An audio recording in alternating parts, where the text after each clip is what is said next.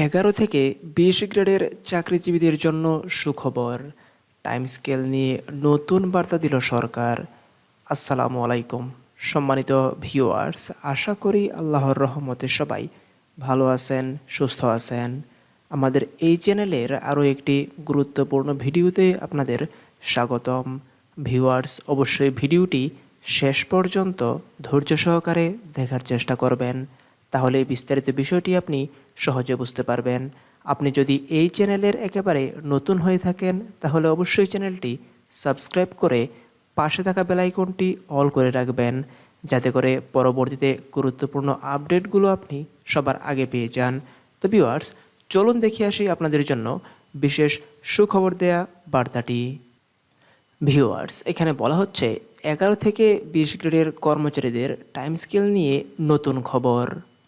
Viewers, এখানে বলা হচ্ছে বাংলাদেশ সরকারি কর্মচারী সমন্বয় পরিষদ এর দাবিসমূহ: নবম বেতন কমিশন গঠন, বিদ্যমান বেতন কাঠামোর 20টি গ্রেডকে 10টি গ্রেডে রূপান্তর এবং অন্তর্বর্তী ব্যবস্থায় 40% মহার্ঘ ভাতা প্রদান, সচিবালয়ের সঙ্গে সঙ্গতি রেখে সমকাজে সমমর্যাদা, পদবি পরিবর্তন এবং অভিন্ন নিয়োগ বিধি প্রণয়ন, টাইম স্কেল ও সিলেকশন গ্রেড পুনর্বহাল, পূর্বের ন্যায় শতভাগ পেনশন প্রদানসহ পেনশন গ্র্যাচুইটির হার 1 টাকায় 500 টাকা নির্ধারণ, বার্ষিক ইনক্রিমেন্ট মূল বেতনের 20% প্রদান, দ্রব্যমূল্যের ঊর্ধ্বগতির কারণে ন্যায্য মূল্যে মানসম্মত রেশন, পাহাড়ি পর্যটন ও দুর্যোগ ভাতা প্রদান।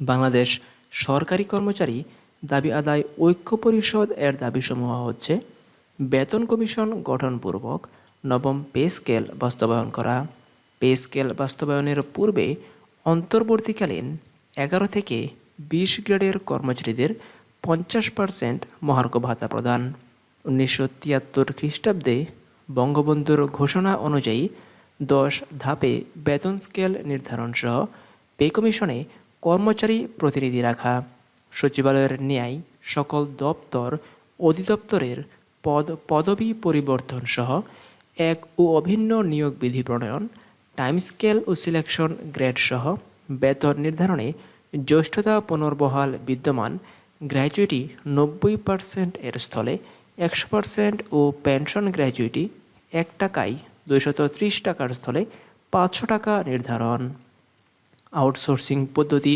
বাতিলপূর্বক উক্ত পদ্ধতিতে নিয়োগকৃত ও উন্নয়ন খাতের কর্মচারীদের রাজস্ব খাতে স্থানান্তর, দ্রব্যমূল্যের ঊর্ধ্বগতি ও জীবনযাত্রার ব্যয় বৃদ্ধির সাথে সমন্বয়পূর্বক সকল ভাতা পুনর্নির্ধারণ করা, চাকরিতে প্রবেশের বয়সসীমা 35 বছর ও অবসরের বয়সসীমা 62 বছর নির্ধারণ, 11 থেকে 20 গ্রেডের সকল পদে পদোন্নতি প্রদান করা, পদোন্নতি প্রদান সম্ভব না হলে 5 বছর পর পর উচ্চতর গ্রেড প্রদান।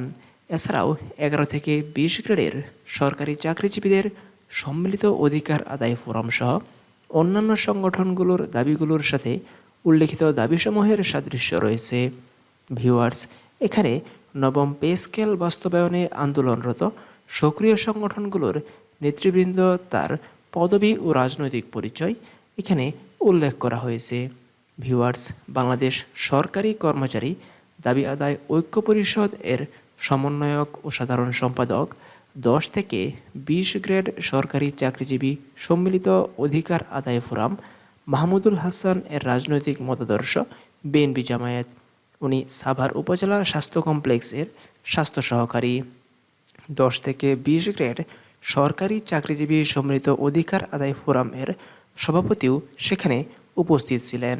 তো ভিউয়ার্স, আপনারা অবশ্যই এখান থেকে আপনাদের টাইম স্কেল নিয়ে যে নতুন বার্তাটি অবশ্যই সেটি বুঝতে পেরেছেন। ভিউয়ার্স, পরবর্তী ভিডিও আসা পর্যন্ত আশা করি সবাই ভালো থাকবেন, সুস্থ থাকবেন, এই কামনাই শেষ করছি। ধন্যবাদ সবাইকে।